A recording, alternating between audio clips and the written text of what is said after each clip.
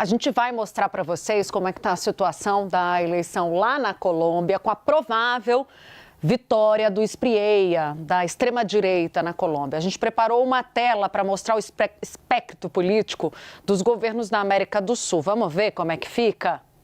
Em vermelho, vocês estão vendo os países governados para cá, por presidentes de esquerda.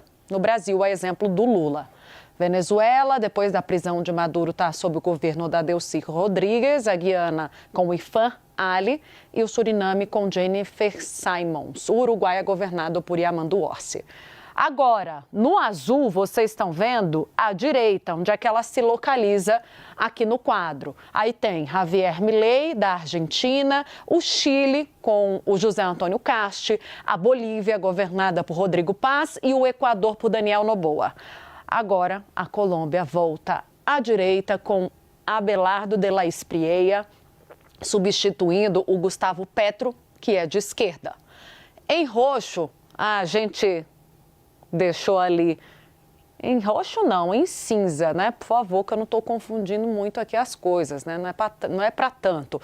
Ali no cinza, a gente deixou o Peru, que está passando por um processo eleitoral nesse momento ainda. A filha do ex-presidente Alberto Fujimori, a Keiko Fujimori, lidera a apuração, está próxima da vitória contra o Roberto Sanches por uma margem bem apertada de votos.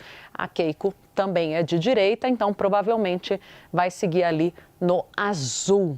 A Guiana Francesa, em verde, é o território aqui, ó, pequenininho, estão vendo? É um território comandado pela França, por Emmanuel Macron. Apesar da proximidade com o presidente Lula, Macron é considerado um político de centro. A direita ganha força na América Latina e a eleição na Colômbia é mais um movimento de mudança no pêndulo político da região.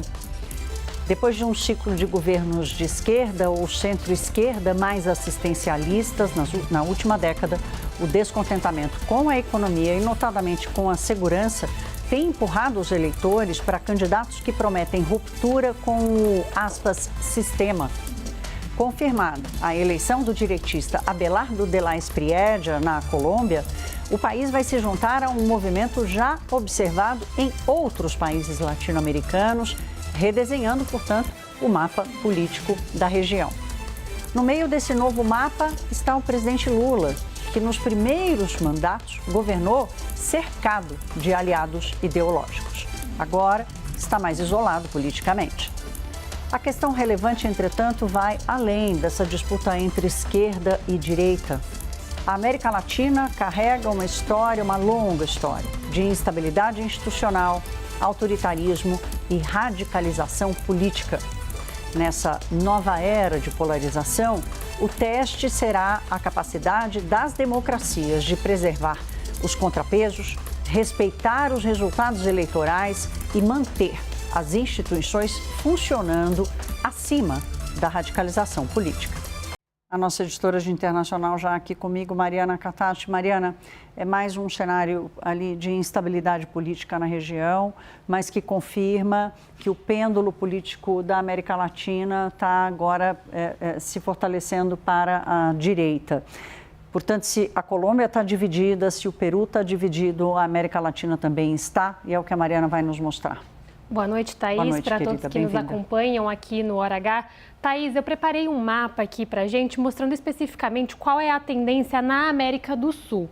Esse mapa já é considerando que a apuração preliminar na Colômbia, que indica que o candidato da direita, Abelardo de la Espriella, venceu as eleições. Se isso se confirmar, nós temos aqui os países com líderes de direita, os países com líderes de esquerda e algumas outras exceções que a gente vai comentar rapidinho.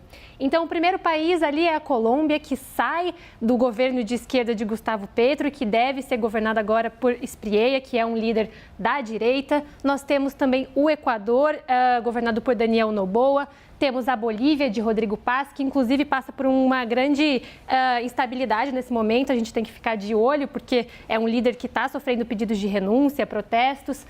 Nós temos também o Paraguai, com Santiago Peña.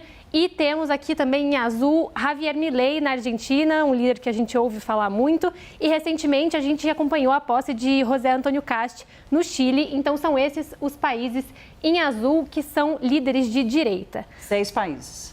Exato. Do outro lado, Thaís, a gente tem os países de esquerda, a começar aqui pelo Brasil, com o presidente Lula. Apesar de Lula ter dito na semana passada que nunca foi um esquerdista, temos o Brasil, governado pelo PT, de esquerda.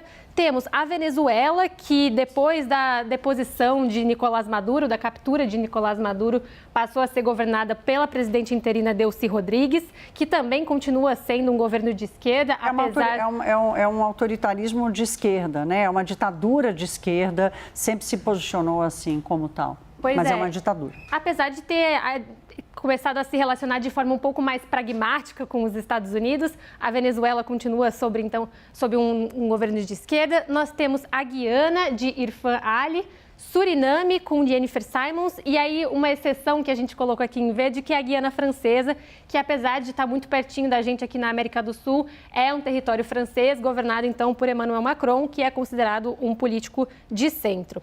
E a gente tem também aqui um cenário ainda indefinido, em cinza, que é o Peru, que está ali quase na reta final da apuração, porque já tem 99,7% das urnas apuradas, mas os dois candidatos ainda estão muito próximos um do outro, então não dá para cravar, mas o que tudo indica é que a líder de direita, Keiko Fujimori, filha do ex-presidente Alberto Fujimori, será a próxima presidente do Peru, então o Peru deve continuar aí com essa tendência que a gente vê na América do Sul e na América Latina como um todo, e deve ficar pintado de azul muito em breve, quando Keiko Fujimori muito provavelmente mantiver a sua liderança e vencer Roberto Santos. E essa é uma tendência não só aqui na América do Sul, Thaís, mas nós tivemos recentemente também uma vitória em Honduras, o partido governista conseguiu se manter, o partido de direita da Costa Rica, então é uma tendência da América Latina como um todo e não apenas da América do Sul, mas esse é o cenário nesse momento, Thaís. Os dois maiores países da América Latina, México e Brasil, continuam tendo governos de esquerda, tem uma representação mais forte, inclusive, em função disso, mas esse pêndulo à direita, não dá para cá, né? Eu estou fazendo pêndulo à direita apontando para a esquerda. O pêndulo à direita na região já é uma realidade e esse mapa deixa isso muito claro. Mariana, muito obrigada. Boa noite para você. Boa noite. Vamos olhar para o significado político disso aqui para o Brasil. Como eu disse agora há pouco na abertura do Hora H, nos seus 2 primeiros mandatos, Lula governou com uma região ali no começo dos anos 2000, com governos, basicamente governos de esquerda e de centro-esquerda em toda a América do Sul. Portanto, ele governou numa região em que ele tinha alianças. E agora essas alianças estão se perdendo, né? A gente viu o que acontece, por exemplo, na relação de Lula com Javier Milei ou na relação de Lula com o novo presidente chileno, Kast. Vamos falar com o nosso Pedro Venceslau, que já está aqui comigo de volta. Pedro, é um outro mundo, né? O Lula volta, é o mesmo Lula de sempre, mas não é a mesma região de sempre, nem é a mesma política de sempre. O Lula tem consciência, o Partido dos Trabalhadores tem consciência desse isolamento ideológico e político aqui no Brasil? Tem consciência, mas tem um argumento ali muito comum que é que essa região é muito pendular, né? Hora está à esquerda, hora está à direita. Isso aconteceu na Bolívia, na Colômbia, mas há um avanço a olhos vistos da direita e da ultradireita, que é um movimento que tem um alinhamento internacional, cada vez há um diálogo maior, algo que não acontecia antes no campo da direita. Quem dialogava mais antes era a esquerda. Aqui no continente, o Foro de São Paulo, nesse primeiro mandato e segundo mandato do presidente Lula, tinha uma interlocução muito grande com os movimentos sociais e partidos políticos do continente. E isso levava também a um bloco que ia unido para os diálogos com outras forças de esquerda na Europa e nos outros continentes. Agora a situação mudou completamente. O presidente Lula tem agora um aliado importantíssimo, que é o principal player de esquerda do continente, que é Yamandu Orsi. Levando em consideração... presidente do Uruguai. Levando em consideração que o Uruguai é um partido onde a esquerda ainda está forte, organizada, onde há um movimento lá que é a Frente Ampla, que aglutina vários partidos e movimentos de esquerda. Era o movimento do Pepe Mujica, é o movimento do Yamandu Orsi, e ainda consegue fazer frente à direita, mas na última eleição foi uma disputa muito apertada. O mandato dele termina em 2028, ele foi eleito em 2024. Portanto, ele tem um tempo ainda para o presidente Lula conseguir se articular com ele. Temos a Venezuela. A Venezuela é um caso à parte, porque além da relação fluida, eu diria assim, não sei se essa é a melhor palavra, mas uma relação diferente com os Estados Unidos em relação ao Maduro, o presidente Lula e o governo brasileiro não reconhecem a vitória do grupo político que está no poder na Venezuela. Então, não é a mesma relação que o Lula tinha com o Hugo Chávez ou com o Maduro no início do mandato dele. É uma relação conturbada. Claro que o presidente Lula e o PT defendem a soberania, etc., mas não há um diálogo, nem uma articulação, nem da parte diplomática, nem da parte política. Com Delcy Rodrigues, você disse. Com a Delcy Rodrigues da Venezuela. Então, é uma relação fria. Nos demais países, Javier Milei na Argentina, Antônio Castro no Paraguai, Santiago Peña na Bolívia, Rodrigo Paz na Bolívia, no Equador, o inverso, né? E a Keiko Fujimori no Peru, formam um cinturão de direita no entorno do presidente Lula, que enfraquece a interlocução dele como representante do continente em outros fóruns internacionais. O presidente Lula que busca nesse terceiro mandato, e gostaria que no quarto mandato avançasse nesse ponto, ser o interlocutor com a Ucrânia, por exemplo, conseguiu avançar no diálogo com Volodymyr Zelensky, mas sem ter esse respaldo local fica mais difícil. Claro, e a gente viu isso acontecer na participação do presidente Lula agora no G7, né? Que Lula chega mais falando apenas sobre o Brasil. Ele não consegue levar essa visão de região, nem mesmo do sul global, que é esse termo novo que abarca aí países em desenvolvimento, inclusive países que não estão no sul global, estão no norte global. E mais do que isso, diz que não sou esquerdista. Exato, ainda também fala que não é esquerdista, quer dizer, ele fica... Aí sim a gente pode usar o termo fluida, que foi mais ou menos a imagem que o Lula tentou passar, e num fórum onde cada país está tentando se defender dessa nova ordem internacional de Donald Trump, Lula acabou ficando ali meio sozinho. Lorival Santana volta aqui para o estúdio porque essa vitória, a que tudo indica, da direita colombiana, muda o mapa político na América Latina e Lorival preparou uma representação disso aqui no nosso telão. Na verdade, nossa incansável equipe de internacional. Vejam aqui, então, que dos 12 países da região, apenas 5 hoje podem ser considerados ideologicamente de esquerda. Eu faço essa ressalva porque a Venezuela pode até ser um regime de esquerda, a gente está incluindo ela dessa forma. Mas do ponto de vista geopolítico, o alinhamento do novo governo de Delcy Rodrigues com os propósitos de Donald Trump para a região colocam a Venezuela nesse grupo que seria então de 8 países alinhados com os Estados Unidos. O que a gente tem aqui? O verde ali, pequenininho, é a Guiana Francesa, é um departamento ultramarino da França, a gente não conta. Aqueles outros 2 vermelhos ali são Suriname e a Guiana, que são tecnicamente governados pela esquerda, e aí vem a Venezuela. Aí começa, então, Colômbia, Equador, e aí o Peru está cinza, mas, francamente, a Keiko Fujimori vai ser consagrada presidente do Peru. Então, mais um, quando eu falei 7, eu já estava contando com o Peru como certo. É uma questão mais técnica de esperar o final da contagem, que é dos votos do exterior que estão dando a vitória para ela. Aí depois vem a Bolívia, recentemente passou para as mãos da direita, depois de 2 décadas governadas pela esquerda. O Paraguai quase sempre é governado pela direita, teve o período do bispo Fernando Lugo, mas já faz bastante tempo. O Paraguai é um país com predominância do Partido Colorado, né? O Chile passou recentemente, agora no início do ano, para as mãos da direita também, e a Argentina também está nas mãos da direita com Javier Milei. Então, de esquerda a gente tem o Uruguai, passou recentemente para as mãos da esquerda, o Brasil, que em outubro, novembro, não sabemos o que vai acontecer.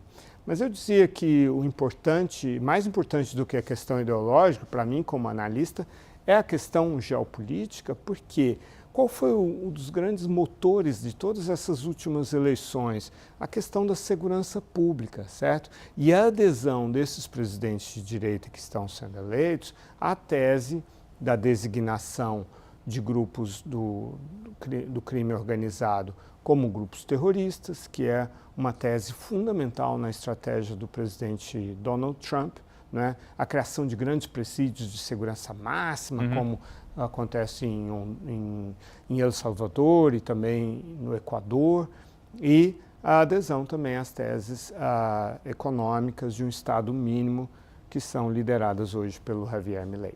E a Colômbia, em questão aqui, é um exemplo espetacular disso, já que nos anos 80 teve uma grande pressão americana, grandes ações militares na Colômbia, virou para a esquerda em determinado momento e agora volta para a direita de novo. É acompanhar como será esse avanço e se terá solução, isso ou não, nas mãos da direita agora, Lorival. É verdade, é um desafio porque os problemas não são pequenos. Não. Cardoso, eleições na América do Sul. Esses resultados recentes podem tem isolado o presidente Lula? Veja, a política no mundo globalizado cada vez mais se faz por certas ondas que guardam uma certa uniformidade. Me lembro que há alguns anos atrás, esse mapa tinha uma presença absoluta de governos de esquerda. Quando Lula teve seu primeiro mandato, por exemplo, nós tínhamos a esquerda comandando a Argentina, a esquerda comandando o Uruguai, a esquerda comandando o Equador, a esquerda comandando a Bolívia, a esquerda comandando a Venezuela. Ou seja, era um mapa, digamos, bem amplo no espectro à esquerda.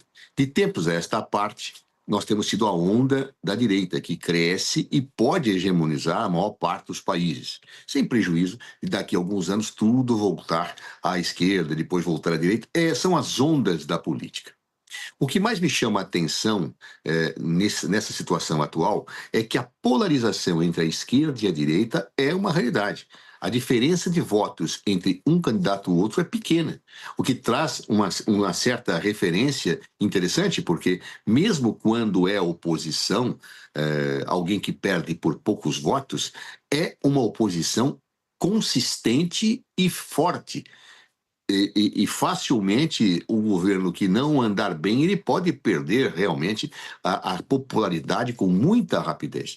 Então, isto é algo que está acontecendo na maior parte dos países da América do Sul. Nós estamos vendo aí a eleição no Peru, estamos vendo a eleição na Colômbia, estamos vendo a eleição no Brasil. Há uma forte polarização que me parece que é uma realidade da época que nós estamos vivendo, desencadeada por uma série de fatores. Uma polarização intensa com os cidadãos e as cidadãs divididos em blocos quase iguais nos países, trazendo uma pequena diferença eleitoral para a escolha de um lado ou para a escolha de outro.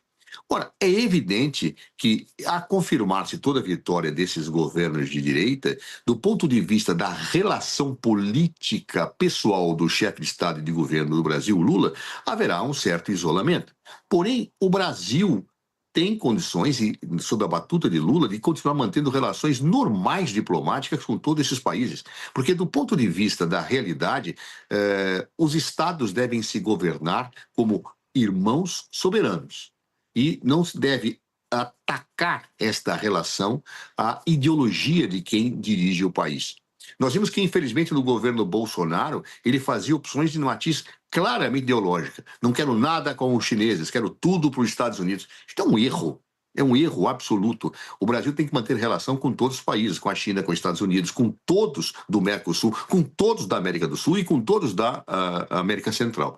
Então, eu tenho absoluta certeza que Lula, embora tendo as suas preferências político-ideológicas, mas em relação ao campo da esquerda, ele vai saber perfeitamente conviver com os países que têm hoje um outro espectro. Só espero que aqueles novos governantes que sejam eleitos tenham esta mesma maturidade que o presidente Lula vem tendo ao longo do tempo, sabendo manter relações diplomáticas sem ideologizá-las, porque isso seria péssimo, efetivamente, para a América do Sul e para a América Central.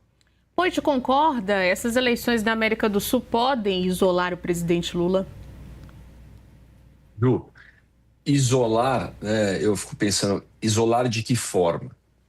Isolar diplomaticamente, acredito que seja difícil, porque por mais que queiram, o Brasil é muito forte aqui na América do Sul. O Brasil tem o maior território, o Brasil, economia que é uma potência, assim, não dá para comparar com os outros países, extensão territorial, fronteira, acesso ao transporte marítimo aqui, por aí vai. Portanto, diplomaticamente, difícil ignorá-lo, né? Vou usar um exemplo mais que o Lula ou a turma que apoia ele. Não gosto do Trump, não gosto do Trump. O Lula vai ter que ir lá e conversar com o Trump. Assim, não dá para ignorar. Estou fazendo um paralelo aqui para dizer que, por mais que os presidentes de direita tenham algum problema com o Lula, não dá para ignorar. Agora, ideologicamente, Ju, na minha opinião, vai ficando mais encurralado ou vai ficando mais isolado na medida que os países ou que a população, a gente pode chamar de onda, como o Zé colocou, vai percebendo, opa, não é esse tipo de esquerda, essas ideias de esquerda aí que trouxeram inflação, que trouxeram déficit fiscal enorme, que trouxeram insegurança nos países, que trouxeram avanço assim, elas permitiram que essas coisas acontecessem nos países. A gente não quer, a gente está sofrendo com desemprego. Eu quero outras ideias. E, no fundo, a população não é porque estudou Karl Marx ou que estudou Friedman ou que estudou um lado ou com o outro, ela está sentindo na pele, está subindo o preço. O governo está avançando, serviços estatais que não funcionam, violência. População linka na hora. Sem ofensa nenhuma, turma da esquerda, mas, se ser o governo de esquerda causa tudo isso que eu estou vivendo na minha vida, eu não quero. Eu quero uma alternativa. Se a alternativa é direita, eu quero direita. Porque ela não aguenta mais. E isso está chegando no Brasil. E, na minha opinião, isto vai chegar nas eleições desse ano e a direita vai vencer a eleição. Como o Zé falou, é um pêndulo. Foi muito para a esquerda, a população sentiu, não quero isso, vem para a direita. E aí sabe-se lá o que vai acontecer, né?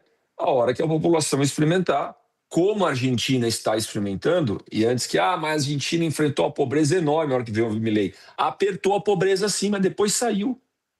Depois começou a diminuir. E ficou menor do que estava antes. E diminuiu a inflação.